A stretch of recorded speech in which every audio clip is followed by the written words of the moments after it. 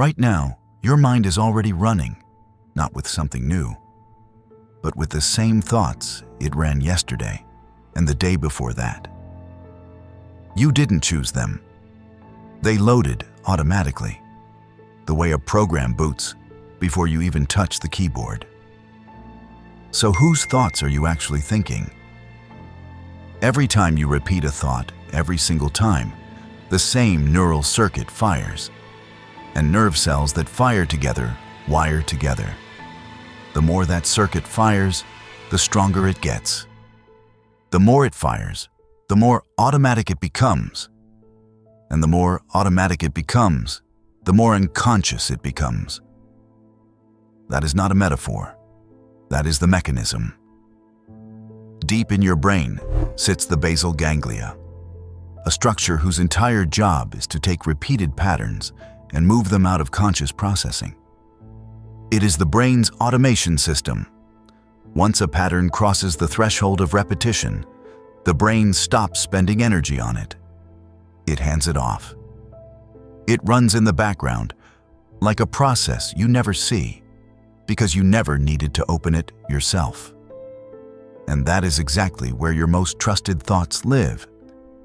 Have you ever caught yourself thinking you are not smart enough, not disciplined enough, not the kind of person who actually succeeds at things, and felt completely, absolutely certain it was true?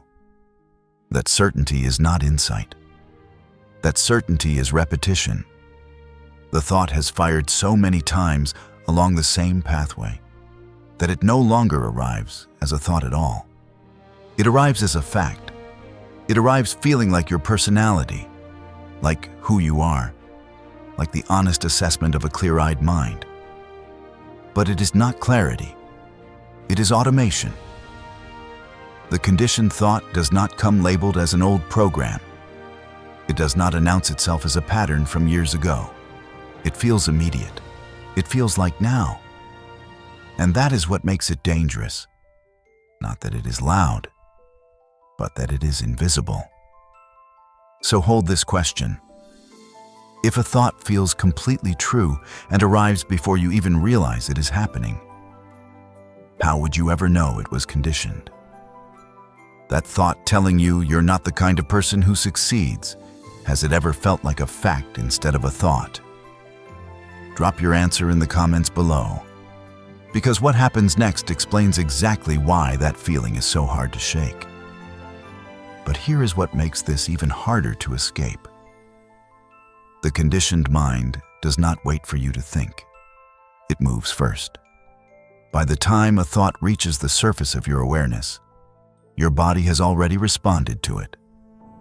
The emotion arrives before the reflection does. You feel the tightness, the smallness, the certainty, and then, half a second later, the thought lands to explain it. But you didn't question the emotion. You felt it, so you believed it. And the moment you believed it, the thought got confirmed. The cycle closed before you ever had a chance to interrupt it. That is the trap. The emotion confirms the thought before the mind can question the thought. So the thought feels true not because it is accurate, but because it arrived with a feeling attached to it, and feelings to the brain are evidence. Here is the exit. It is not complicated, but it is not easy either. The interruption is a pause, a single deliberate moment of observation, catching the thought, stepping back from it, and naming it for what it is. An old pattern. Not the truth, not you. Just a circuit that has fired so many times, it forgot it was ever learned. When you name it, you separate from it. And that separation is everything. Because the same thought leads to the same choice. The same choice leads to the same behavior. The same behavior creates the same experience. And the same experience locks the thought back in, tighter than before.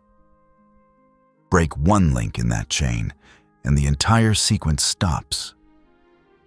Not because you forced a positive thought in its place, but because you refused to follow the automatic one.